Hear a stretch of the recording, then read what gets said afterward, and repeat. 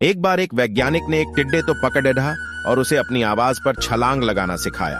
वैज्ञानिक टिड्डे से कहता, कूदो। टिड्डा उसके आवाज सुनते ही जोर से छलांग लगा देता। अब वह वैज्ञानिक था तो प्रयोग करना बनता ही था। उन्होंने टिड्डे की छलांग पर प्रयोग किया। वैज्ञानिक ने उसकी एक टांग तोड़ दी और फिर बोला, कूदो। अब टिड्डे की छलांग की दूरी कम हो गई। वैज्ञानिक ने उसकी दूसरी टांग तोड़ दी और फिर बोला, कूदो। टिड्डे की छलांग और कम हो गई। अब तोड़ ही गई उसकी तीसरी टांग, फिर छलांग की दूरी और कम हो गई। एक एक करके बेचारे टिड्डे की सारी टांगें तोड़ दी गई।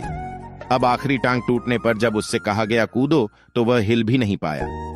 अब वैज्ञानिक ने अपना निष्कर्ष अपनी डायरी में लिखा। जानते हो उसने क्या लिखा? जब टिड्डे की एक टांग तोड़ी गई तो वह थोड़ा बहरा हो गया। जब उसकी दूसरी टांग तोड़ी गई तो वो और बहरा हो गया। हर टांग टूटने के साथ वो और बहरा होता गया और सारी टांग टूटने के बाद वह बिल्कुल बहरा हो गया। अब जोर जोर से चिल्लाने का भी उस पर कोई असर नहीं हुआ। वो तो अपनी जगह से हिला तक नहीं, छलांग लगाना तो दूर की बात थी।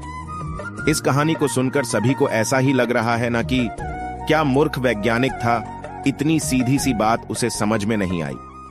या कुछ लोग ये भी सोच रहे होंगे कि ये तो किसी बच्चे को भी पता है कि टिड्डे की छलांग उसके टांग टूटने की वजह से कम होती जा रही थी, ना कि वह बहरा हो गया था।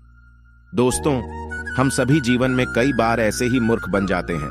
कई बार जीवन में दो घटनाएं एक साथ ऐसे घटती है कि उनका एक दूसरे से कोई संबंध होता ही नहीं, फिर भी ऐसा लगता है कि गहरा संबंध है।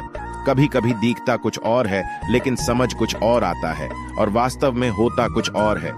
इसीलिए अगर पछताना नहीं है तो जीवन में जल्दबाजी में कोई निर्णय ना ले। हमेशा समझबूझ का इस्तेमाल करे। सावधानी बरते, नतीजे सोच विचार कर ही निकाले। दोस्तों, आपको मोटिवेशन की ए या जी पर ये छोटी छोटी कहानियां और सिक कैसी लग रही है? दोस्तों, अगर कहानी अच्छी लगी हो तो वीडियो को लाइक, शेयर व चैनल को सब्सक्राइब करना ना भूलें।